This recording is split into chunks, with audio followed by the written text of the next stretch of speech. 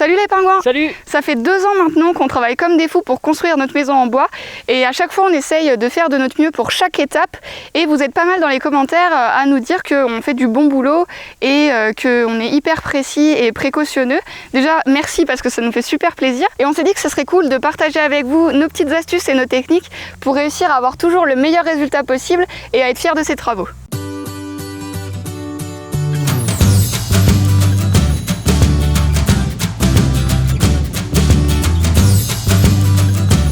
Quand on veut essayer de faire du travail de qualité, déjà le mieux c'est de partir avec des matériaux qui ont le moins de défauts possible.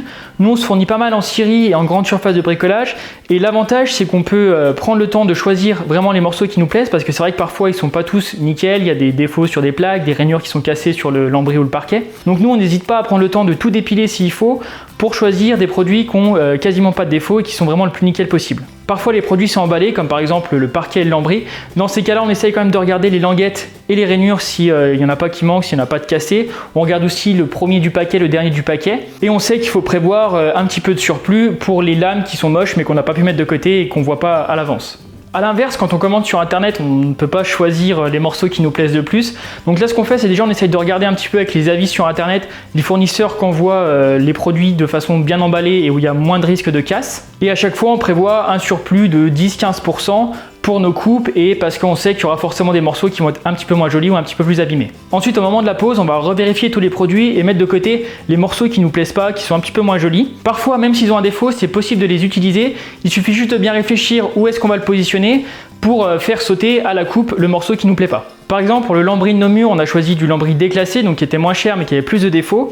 Et on a passé beaucoup de temps sur chaque lame à regarder si elle était bien droite, si c'était trop tordu, on la mettait de côté. S'il y avait des nœuds trop importants, vraiment trop moches ou des languettes trop abîmées, bah pareil, soit on cherchait à la couper pour pouvoir la positionner sans défaut, soit on la mettait de côté. Faire cette sélection et mettre de côté tous les produits qui nous plaisent pas, on peut dire que ça fait de la perte et c'est du gâchis. Mais nous, on a encore plein de projets à faire pour la maison et on sait qu'on va réutiliser ce qui est un petit peu moins beau dans des autres endroits de la maison qui se verront moins. Par exemple, ça va être dans le local technique, ça sera dans l'atelier. Et pour les morceaux vraiment les moins beaux, on pourra s'en servir par exemple pour faire notre poulailler. La plupart du temps, les matériaux de construction, ça se périme pas, donc on peut les garder des années avant de s'en servir, c'est pas un problème. Il faut juste prévoir un moyen de stockage pour pouvoir garder ça avant de s'en servir.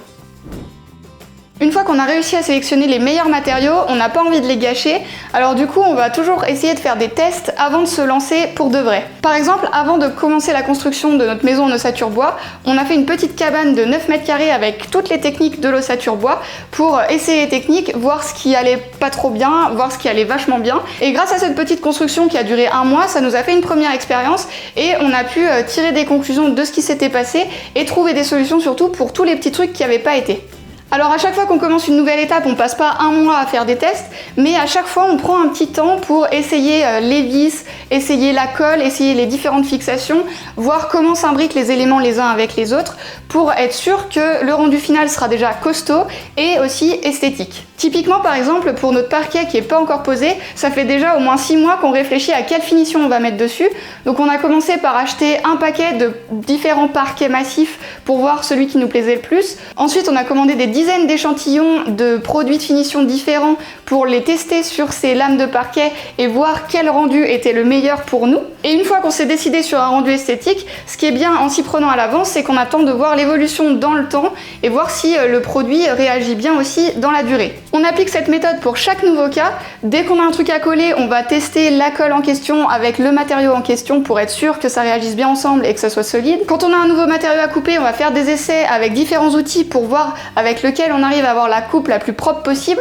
Et comme ça nous permet aussi de savoir s'il nous manque quelque chose pour attaquer l'étape et ça va nous laisser le temps de se procurer l'outil en question avant d'être bloqué sur le chantier. Donc en un mot, il faut tester, tester, tester, tester. En faisant des tests le plus tôt possible, ça va nous permettre de réfléchir à créer des gabarits. Les gabarits, ça va nous permettre de refaire une même chose plein de fois de façon très précise, à l'identique, sans se poser de questions. Même si on passe un petit peu de temps à créer ce gabarit, à l'ajuster pour vraiment qu'il soit nickel, au final on va gagner beaucoup de temps à l'utilisation et en plus on aura un degré de précision bien plus élevé. Ça nous est aussi arrivé plusieurs fois de créer complètement une machine de A à Z pour nous simplifier la vie, nous gagner du temps et être plus précis. Par exemple la cintreuse de fer à béton, la plieuse à tôle, le lève-mur ou encore la découpeuse à isolant. Pour créer une machine, il faut vraiment s'y prendre à l'avance pour avoir le temps de réfléchir au projet, trouver les matériaux et créer la machine. Mais ça peut vraiment valoir le coup. Par exemple sur la découpeuse à isolant, ça nous a permis d'être beaucoup plus précis, d'avoir des coupes très nettes et au final donc une meilleure isolation. Bon, même si on ne se lance pas dans la création de machines de A à Z, faire des gabarits c'est vraiment indispensable et c'est pas si compliqué que ça. Par exemple, nous on l'avait fait pour fixer nos solives à la poutre de la mezzanine. On avait besoin d'avoir une découpe très précise à la défonceuse et la répéter sur nos 10 solives. Et nos coupes devaient être vraiment au millimètre près pour avoir un rendu nickel et pas voir les défauts. Et un truc hyper important qu'on s'est aperçu au fil du temps, c'est qu'il ne faut jamais jeter ses gabarits parce que ça peut resservir soit pour refaire la même étape,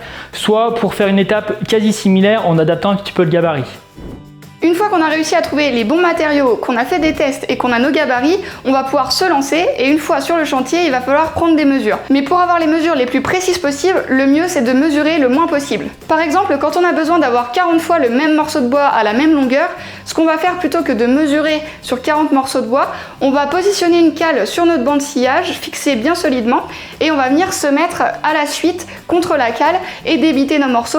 Comme ça déjà de une, on se pose pas de questions et on ne peut pas se tromper dans la mesure à chaque fois qu'on le refait. Et de deux, on aura exactement la même mesure pour les 40 morceaux de bois. Parfois, il y a des situations où on ne peut pas positionner une cale pour avoir la même mesure, mais le mieux au lieu de remesurer, c'est quand même de prendre le premier morceau qui est coupé à la bonne longueur et de le positionner sur le deuxième morceau pour tracer avec le premier morceau. Et comme ça, on aura exactement la même mesure. Quand on est vraiment obligé de sortir notre mètre pour reporter plusieurs fois la même mesure, par exemple sur un plancher pour marquer l'anthrax des solives, ce qu'on va faire, c'est qu'au lieu de prendre par exemple 40 cm, faire une trace, repartir de cette trace et retracer 40 cm et ainsi de suite, on va plutôt partir d'un côté et tracer 40 cm, puis 80, puis 120, puis etc. pour arriver à faire toutes nos traces. Ça va nous permettre d'éviter de reporter à chaque fois 1 ou 2 mm d'écartement et du coup de se décaler. Globalement, il ne faut jamais négliger un tout petit écart mais qui se répète beaucoup de fois. Par exemple, si notre lambris il fait pas 20 mais 19,9, on a 1 mm d'écart, mais répété sur 40 lames, et ben ça fait tout de suite 4 cm. Et avec 4 cm d'écart, on se rend bien compte que ça fait pas du bon boulot.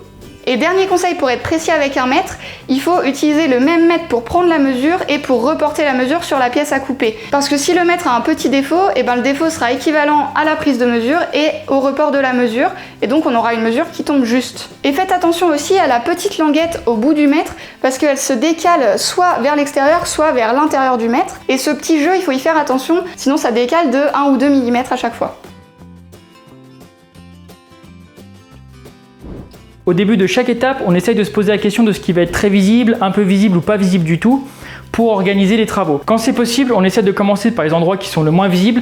Ça nous laisse la possibilité de prendre le coup de main et comme ça, quand on arrive sur les endroits visibles, on est beaucoup plus à l'aise et on a moins de risques de se planter. Par exemple, quand on a fait nos plans de fondation, on n'était vraiment pas sûr du résultat esthétique qu'on allait avoir après le démoulage du coffrage. Donc ce qu'on a fait, c'est qu'on a commencé par les plots du milieu qui se voient pas du tout une fois que le reste de la maison est construit.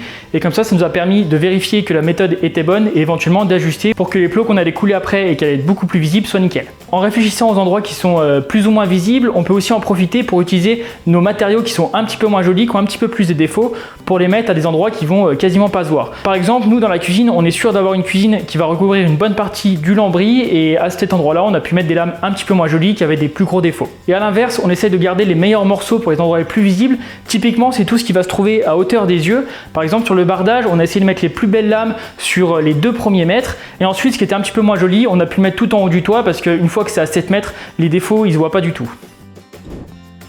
Même quand c'est des endroits où ça se voit pas, il faut toujours essayer de faire de son mieux parce que ça nous permet d'avoir un entraînement pour être prêt le moment venu. Personne n'est le meilleur du premier coup, même les plus grands sportifs ils s'entraînent tous les jours pour réussir à être au top. Donc l'entraînement c'est quelque chose d'important pour réussir à avoir un truc nickel. Dans les travaux c'est compliqué de s'entraîner pendant des jours et des jours avant de commencer une étape, donc le mieux c'est vraiment de s'entraîner dès qu'on peut pour n'importe quoi. Dès qu'on a à toucher un outil, on s'entraîne à être le plus précis possible. Cet entraînement ça permet aussi de mieux maîtriser ses outils et du coup d'être hyper précis avec les outils dont on se sert souvent pour que les moments où on a des coupes très précises à faire, on y arrive sans se foirer. Le gros œuvre d'une maison, c'est un bon entraînement parce qu'il n'y a pas besoin que toutes les vis soient nickel alignées, il n'y a pas besoin que les coupes soient forcément au millimètre sur certaines étapes, Mais pourtant, en le faisant, ça nous permet d'être sûr que quand on arrivera aux finitions, on ait le bon état d'esprit et que les finitions seront vraiment au millimètre. Par exemple, pour la pose de notre bac acier qui est à 7 mètres de haut, qu'on voit jamais, on s'est fait chier à aligner les vis, et comme ça nous a entraînés, et comme ça on savait qu'on était prêt à faire des trucs précis. Parfois, pour avoir un bon rendu esthétique, il faut savoir tricher un petit peu. Par exemple, ça va être le cas quand on pose nos lames de lambris. Si on en a une qui est un petit peu cintrée vers le haut, ça peut être bien de tricher un petit peu pour répartir le défaut, plutôt que venir par exemple s'aligner bêtement à fond sur celle du dessous et avoir d'un côté 5 mm de jour et de l'autre pas de jour du tout. Parfois, dans certaines situations, c'est plus intéressant de tricher un petit peu pour rattraper un défaut qu'on peut plus corriger. Ça va permettre de le compenser et d'éviter de le transmettre sur les étapes suivantes. Dans certains cas aussi, le plus intéressant, c'est pas forcément d'être bien aligné, bien droit par rapport à une mesure ou par rapport au niveau, mais ce qui va être important, c'est que le rendu soit vraiment esthétique à l'œil quand on regarde, parce que dans la vraie vie, on va regarder les choses, on va pas prendre un niveau et un mètre pour mesurer. Ça, c'était le cas par exemple quand on a fixé nos interrupteurs sur notre lambris. Ce qui était important, c'est que l'interrupteur soit vraiment parallèle à la lame de lambris sur laquelle il est fixé, et c'est un petit peu moins important qu'il soit vraiment parfaitement de niveau, parce que ce qui se verra dans la vraie vie, c'est s'il est aligné ou non avec la lame de lambris sur laquelle il est fixé. Nous, vu que c'était une construction neuve, ça nous est pas arrivé très souvent où on ait besoin de tricher, mais c'est vrai que par exemple quand on est en rénovation, on n'a pas le choix de ce qui est déjà existant, ça dépend comment ça a été posé, ça dépend comment ça a travaillé dans le temps. Donc là, dans ces cas-là, ça peut être vraiment presque indispensable de tricher un petit peu pour compenser les défauts qui peuvent exister. Dans certains cas, tricher, ça va aussi nous permettre de corriger certaines petites erreurs. Par exemple, si on a coupé un morceau de bois trop court et que c'est compliqué de reprendre notre morceau de bois pour le faire, si on n'a plus de morceau de bois disponible dans la bonne section par exemple, et là, plutôt que d'avoir les 2 mm d'un côté et que ça se voit quand même un petit peu à l'œil, on peut répartir l'erreur, donc tricher un petit peu et mettre 1 mm de chaque côté, et du coup ça se voit beaucoup moins. Nous, on a quand même la chance d'avoir auto-construit la maison, d'avoir essayé de faire du bon boulot à chaque étape. Donc c'est assez rare qu'on ait besoin de tricher parce qu'il y a un défaut qu'on a laissé d'avant. Généralement, on essaye de refaire. Mais par contre, nous, dans notre cas, on a beaucoup de bois dans la maison, et le bois, c'est un matériau naturel qui a tendance à travailler, qui n'est pas parfaitement tout le temps rectiligne, qui peut avoir des défauts. Et de tricher, ça peut permettre de compenser un petit peu ces défauts naturels du bois. Et enfin, notre dernier conseil, peut-être le plus important pour être fier de ses travaux, c'est que si on n'est pas satisfait, alors on recommence. Parfois, on va perdre une journée, voire même 2 jours pour refaire quelque chose qu'on a déjà fait, mais quand on sait qu'on va rester des dizaines d'années dans cette maison, qu'on va voir tous les jours les petits défauts et que ça va nous empêcher de dormir, on préfère perdre 1 heure, 1 jour, 2 jours, 1 semaine, et comparé au temps que vont rester en place les éléments de la maison, c'est vraiment insignifiant de perdre ce temps-là. Après, nous, on peut se permettre de le faire dans notre situation parce qu'on n'a pas de contraintes qui nous poussent à emménager dans la maison rapidement. Mais c'est vrai que quand on a ce confort-là, il ne faut pas hésiter à recommencer si on n'est pas satisfait de ce qu'on a fait. Parfois, ça va pas être possible de recommencer pour des raisons financières ou parce qu'on travaille sur une pièce unique qu'on peut pas ravoir. Mais en général, c'est toujours possible de trouver des petites astuces et d'essayer de corriger les petits défauts pour être quand même fier de ce qu'on a fait. Et quoi qu'il arrive, c'est pas grave de faire des erreurs parce que c'est en faisant des erreurs qu'on va apprendre ce qu'il faut pas faire, et c'est comme ça qu'on va s'améliorer dans notre travail. Alors c'est vrai que tout ça, ça prend du temps, mais pour nous, on ne le voit vraiment pas comme une perte de temps, déjà parce que ça nous permet d'être satisfait de ce qu'on fait, de prendre du plaisir parce qu'on fait du bon boulot. On voit ça aussi comme un apprentissage, c'est l'occasion de se former. Certes, on prend du temps, mais aussi on acquiert en compétences, et on acquiert, à notre avis, bien plus de compétences en prenant le temps, en refaisant si c'est pas bien fait, en cherchant des solutions pour faire bien, plutôt qu'en faisant vite fait les choses sans chercher à s'améliorer. Ce qui est important pour nous, c'est qu'on n'ait aucun regret. Même s'il y a des défauts, on sait que de toute façon, on a donné tout ce qu'on avait, on a essayé de faire au mieux. Donc on a eu le meilleur résultat possible par rapport à nos compétences, même si c'est pas parfait. Donc voilà, on vous a délivré tous nos secrets, ça c'était nos astuces, mais on est sûr que vous en avez plein aussi de votre côté. Donc n'hésitez pas à nous les mettre en commentaire, et si on en a assez, on pourra refaire une vidéo, mais cette fois-ci avec vos astuces à vous. N'hésitez pas à vous abonner à la chaîne et à nous retrouver sur Instagram si vous voulez suivre les travaux et puis réavoir des petites astuces comme ça de temps en temps pour faire du bon travail. Et puis nous, on vous retrouve la semaine prochaine pour une nouvelle vidéo, et d'ici là, on vous laisse avec la phrase d'un philosophe qui nous a beaucoup inspiré. Ce qu'il ne faut surtout jamais oublier, c'est soyez créatifs, faites de votre mieux et si possible du bon boulot. Allez, à bientôt les pingouins. Yeah!